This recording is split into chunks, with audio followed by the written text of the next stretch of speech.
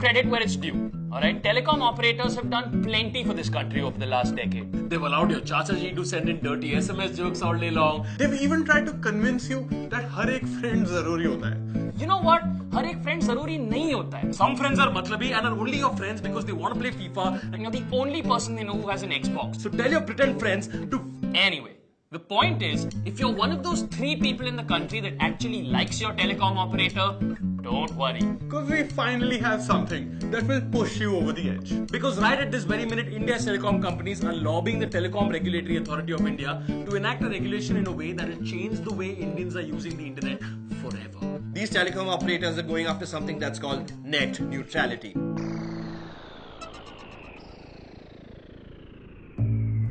What is net neutrality? And why should I care? Net neutrality means 1. All content is equal and all sites must be equally accessible. Net neutrality means that whether it's a Honey Singh video Or a breaking news report about a terrorist attack. Or a cat gif. All content on the internet is equal and must be equal always. whatever your choice, neutrality means that once you have an internet plan, You should be allowed to access any website you want. without discrimination. 2.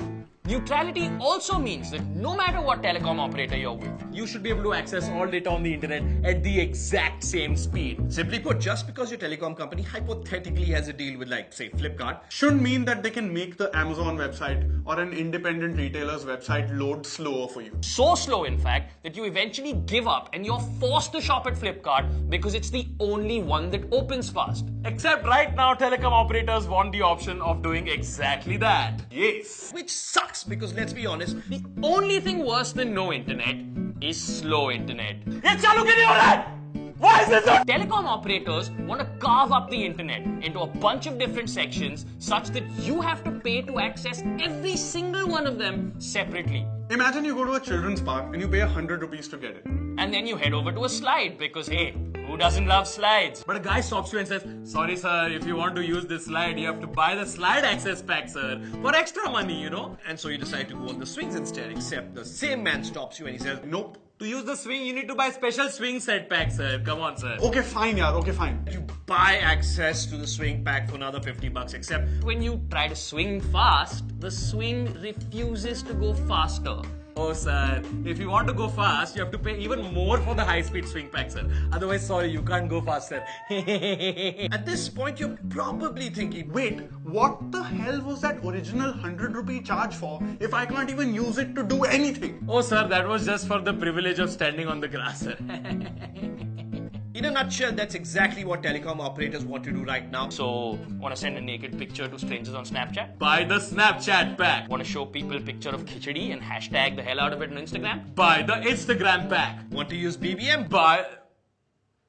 Why are you still on BBM? And it's not just users. The loss of net neutrality hurts you if you're a startup or a fledgling internet business, hypothetically. Big players like WhatsApp Could go to a telecom provider, pay them money, and say, well, give people my service or website for free, but charge the crap out of other people if they want to use this other new guy, sweet little independent service. which pretty much puts any competition that doesn't have deep pockets out of business for good. Why don't more people know about this? And why aren't more people angry about it, man? A few internet activists have been screaming themselves hoarse about this, but let's face it. You pay roughly the same amount of attention to an internet activist as Arvind Kejriwal does to an open letter from Prashant Bhushan. So naughty. Now, it's not like TRAI is trying to bury the fact that telcos are doing this and praying no one notices. I mean, to be fair, TRAI has been very helpful and put the issue up on their website In a 118-page long consultation paper, In size 10 font. sandwiched between 3 other links. while 5 other images violently distract you with their shitty slide effect. And the best part is the paper is titled, Consultation paper for regulatory framework for over-the-top services. first of all,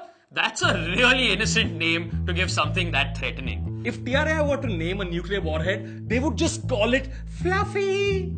Also, TRAI put this paper up on the 27th of March. With a conveniently tight deadline of 24th April to hear any complaints that we might have against it. And if TRAI doesn't hear enough complaints, they might just go ahead and implement their plan. Yay. What are over-the-top services, and why don't telecom companies like them? Well, let's just look at that super helpful TRAI report for that, huh? The best known examples of OTT are Skype, WhatsApp, Flipkart, Facebook Messenger, iMessage, Netflix, etc. According to that paragraph, over-the-top services that telecom operators are overwhelmed by our social networks, amateur video sites, search engines, and e-commerce sites. So basically, people who provide you the internet are overwhelmed by The entire freaking internet. netception. So, why are telecom companies fighting net neutrality? Simple. paisa. Paisa. Telecom tum paisa. What TRAI is basically saying in that clause is that Telecom providers only make money off data usage but no other revenue from carriage or bandwidth. On the other hand, apps and websites make a lot of money by sending their data across this bandwidth. and the telecom operators don't get a cut of that. Yeah, because you didn't make that app or website. Also, one of the arguments telcos are making is that they pay a shitload of money to build infrastructure to create and maintain these data services. But then these over-the-top services eat into their revenues. Making it impossible for them to earn their investment back. But that's just it. Data usage is making telcos money. For example, in the first 9 months of the current financial year, Airtel's revenue from data usage has grown every single quarter and shows no signs of slowing down. In fact, at this point, all telecom operators, you can just change your logos from whatever those things are To a photo of Uncle Scrooge using rolled up money to snort more bits of rolled up money while sitting on top of a Lehman Brothers executive who is coincidentally pooping money. Paisa. But don't telcos just want to protect the law? Well, here's that TRAI report again. According to the TRAI report, the Cellular Operators Association of India's argument is that you can only provide internet telephony services, If you have a special license under the Indian Telegraph Act of 1885. which means that anybody else that offers those services, whether it's Skype, Facebook, whoever, is technically breaking the law. First of all, the Cellular Operators Association of India sounds like the sort of place where the day you join, you get a free safari suit and a shiny bald spot. And second of all, if we are being governed by an act that has the date 1885 in the title, Maybe it isn't the OTT services that need to change, but the act itself. Let me put it this way. If the date of your act falls before the invention of moving image capture itself, Maybe you shouldn't get to regulate video streaming through it. Maybe. cut to the chase. What's at stake here? Your right to use the internet as you have been for the last 20 years. As an Indian netizen, here's what you should demand. freedom to be able to access information or entertainment on the terms you choose. Not to be pushed into consumer decisions by large telecom companies who have the trustworthiness of Shakti Kapoor in an 80s movie. Equality, because the internet is probably the last frontier where everyone is equal.